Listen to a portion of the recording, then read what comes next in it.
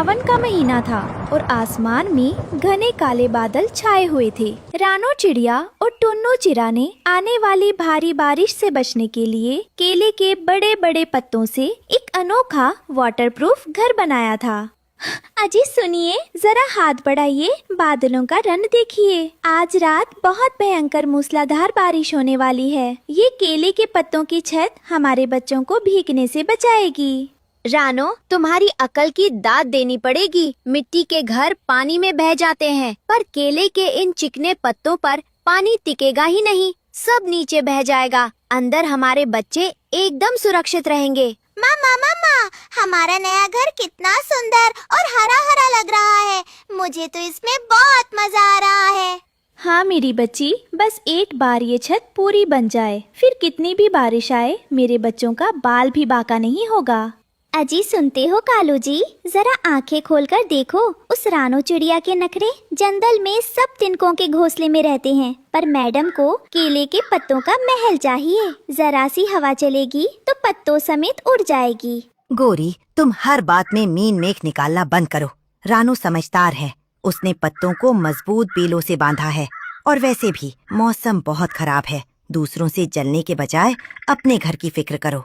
अच्छा, अब तुम उस भिखारी चिड़िया की तरफदारी करोगे? मैं कहती हूँ भगवान करे आज रात ऐसी आंधी आए कि उसका ये पत्तों का घर उड़कर नदी में जा गिरे, तब देखूंगी इसके नखरे। चुप करो गोरी, किसी के घर उजड़ने की बद्दुआ मत दो। औरत होकर दूसरी औरत के आशियाने से इतनी नफरत अच्छी नहीं है। उसी वक्त जंगल के सबसे ऊंचे पहाड़ पर रहने वाला खूंखार शिकारी भुल्ला चील और उसकी पत्नी माही चील अपने साथियों के साथ एक खतरनाक साजिश रच रहे थे। सुनो भाइयों, आज रात बहुत भारी बारिश और तूफान आने वाला है। ऐसे मौसम में छोटे पक्षी अपने घरों से बाहर नहीं निकल पाएंगे। यही सबसे सही मौका है उनके बच्चों का शिकार करने का। हाँ, और मैंने देखा है कि रानो चिड़िया ने नीचे केले के पत्तों का एक नया घर बनाया है। वो घर दूर से ही चमकता है। तूफान के वक्त हम सीधे उसी के घर पर हमला करेंगे और उसके बच्चों को उठा ले आएंगे। सरदार, आपका प्लान एकदम पक्का है। बारिश के शोर में हमारी आवाज कोई सुन नहीं पाएगा और रानो चिड़िया का परिवार हमारा मुकाबला भी नहीं कर पाएगा। ठीक है, जैसे ही रात को बिजली चमकेगी हमारी शिकारी टोली नीचे उतरेगी। इस बार रानो चिड़िया अपने बच्चों को हमसे नहीं बचा पाएगी। रात के 2 बज रहे थे। पूरे जंगल में बादलों की गड़गड़ाहट और तेज आंधी तूफान के साथ मूसलाधार बारिश शुरू हो गई। रानो का केले के पत्तों का घर पानी को रोक रहा था। मम्मा, बिजली की आवाज बहुत तेज है। मुझे बहुत डर लग रहा है। क्या हमारा घर टूट जाएगा? नहीं मेरे लाल, डरो मत। देखो, केले के पत्तों के ऊपर से सारा पानी नीचे गिर रहा है। अंदर एक बूंद भी पानी नहीं आ रहा। तुम्हारी मम्मा पास है ना? सो जाओ। रानो, बाहर तो हाथ को हाथ नहीं सूझ रहा। इतनी भयंकर बारिश मैंने अपनी जिंदगी में नहीं देखी। अच्छा हुआ तुमने समय रहते ये घर बना लिया।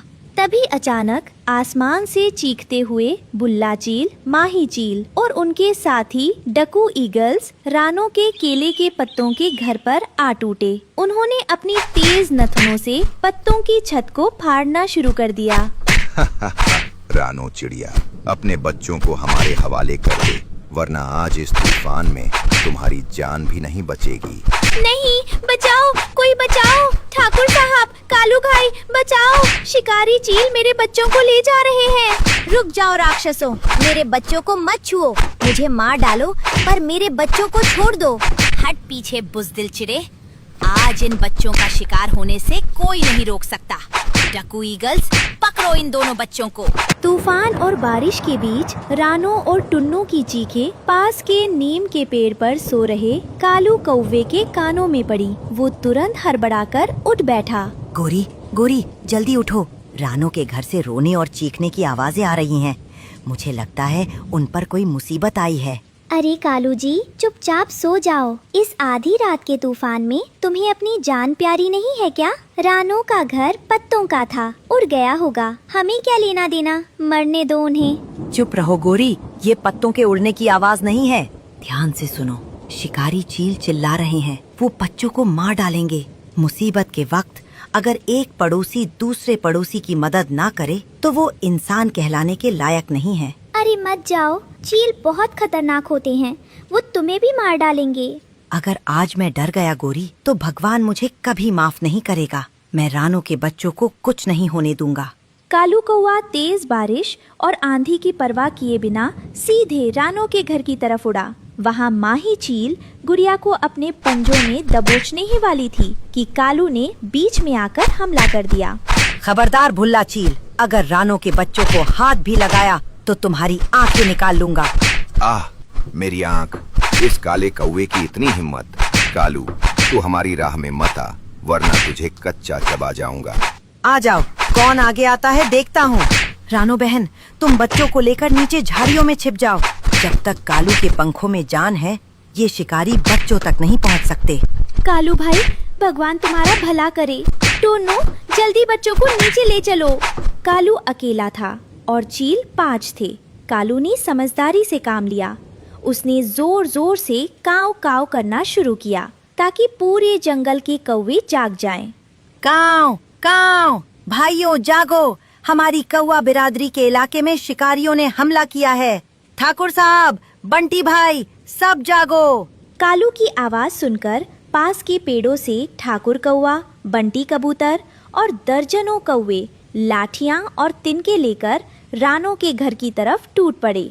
ओए भुल्ला चील, तेरी इतनी हिम्मत! तूने हमारे इलाके में आकर हमारी बहन बेटियों पर हमला किया।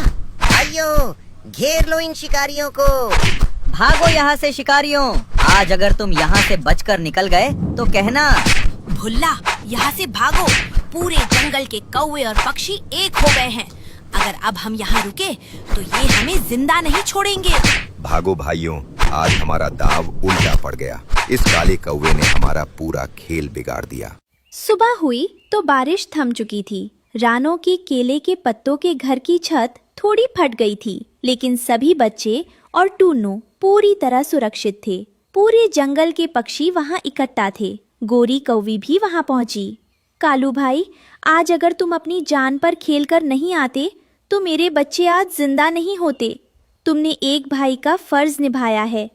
इस गरीब चिड़िया के पास तुम्हें देने के लिए कुछ नहीं है। रानो बहन, ऐसा कहकर मुझे पराया मत करो। बच्चे सिर्फ तुम्हारे नहीं, पूरे जंगल के हैं, और मुसीबत में जो काम आए वही तो असली पड़ोसी होता है। देखो गोरी, तुम रात को रानो के घर के उजड़ने की दुआ कर रही थी और तुम्हारे ही पति ने रात को अपनी जान दांव पर लगाकर रानो का सुहाग और उसके बच्चे बचाए हैं।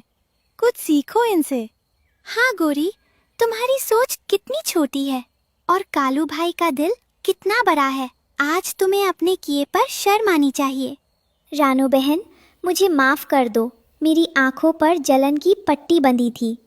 आज अगर मेरे पति पीछे हट जाते तो मैं कभी किसी को मुंह दिखाने के लायक नहीं रहती। तुम्हारी ममता के आगे मेरा घमंड हार गया। रानो ने आगे बढ़कर गोरी कौवी के आंसू पोंछे और उसे गले लगा लिया। दोनों औरतों के बीच की पुरानी दुश्मनी हमेशा के लिए खत्म हो गई। गोरी बहन, जो बीत गया उसे भूल जाओ। आज से हम पड़ोसी नहीं, एक परिवार है। आओ हम सब मिलकर इस केले के पत्तों के घर की छत को फिर से ठीक करते हैं। कालू भाई, आज तुमने साबित कर दिया कि रंग से कोई काला या गोरा नहीं होता। इंसान अपने कर्मों और अपने दिल से बड़ा होता है। बिल्कुल सच। आज कालू की बहादुरी और रानो के केले के पत्तों के घर ने पूरे जंगल को सिखा दिया कि एकता में ही सबसे बड़ी शक्ति है। जब तक हम सब एक हैं, कोई भी शिकारी हमारा कुछ नहीं बिगाड़ सकता। कालू अंकल सबसे अच्छे हैं।